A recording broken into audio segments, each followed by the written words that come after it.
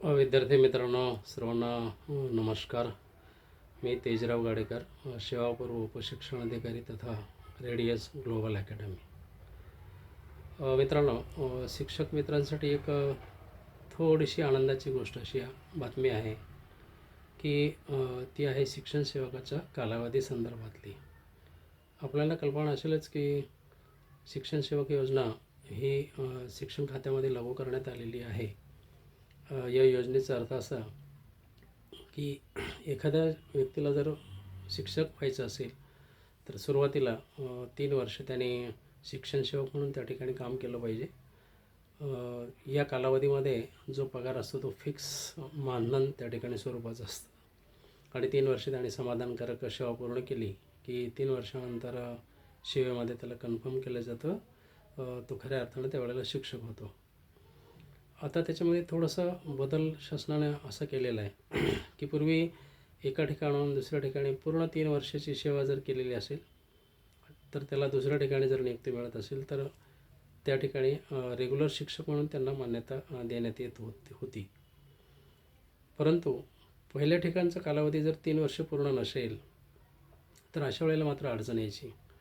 किंवा शाळेतील शिक्षकेतर कर्मचारी जे आहेत ते कर्मचारी कधी कधी डी.एड. बी.एड. करतात आणि त्यांनी जर डी.एड. बी.एड. केलं तर त्यांना पुन्हा शिक्षण सेवक म्हणून त्या ठिकाणी नोकरीला करावं लागत असे आणि शिक्षण सेवकाचं मानधन घ्यावं लागत असे. तर त्याही याच्यामध्ये शासनाने आता फरक केलेला आहे. तो फरक अशा स्वरूपाचा आहे की पहिल्या संस्थेमध्ये किंवा पहिल्या ठिकाणी तुम्ही शिक्षण सेवकाचा कालावधी केला असेल, 1 वर्ष केला असेल, 2 वर्ष केला असेल, तर उरलेला कालावधी तुम्ही दुसऱ्या ठिकाणी दुसऱ्या आस्थापनेवर त्या ठिकाणी पूर्ण करायचा आहे. समजा पहिल्या वेळेला आपण 1 वर्ष काम केलं तर दुसऱ्या ठिकाणी फक्त 2च वर्षे तुम्ही शिक्षण सेवक राहाल, त्यानंतर तुम्ही रेग्युलर शिक्षक व्हाल.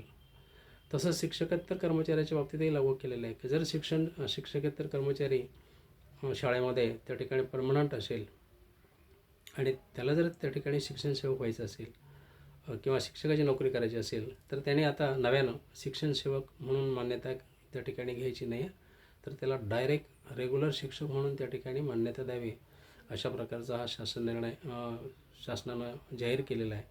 आणि ही एक थोडीशी आनंदाची गोष्ट आहे शिक्षण विभागामध्ये की अशा कर्मचाऱ्यांना की ज्याचा पूर्ण शिक्षण सेवा कालावधी पूर्ण झालेला नाही आहे किंवा तो त्याच आस्थापनेवर किंवा दुसऱ्या आस्थापनेवरती त्या ठिकाणी शिक्षकेतर कर्मचारी आहे आणि त्यांना जर त्या ठिकाणी शिक्षक व्हायचं असेल तर पुढच्या आस्थापनेवर त्यांना त्या ठिकाणी शिक्षकेतर कर्मचाऱ्यांना रेग्युलर शिक्षक म्हणून मान्यता द्यायची आहे, शिक्षण सेवक म्हणून नाही.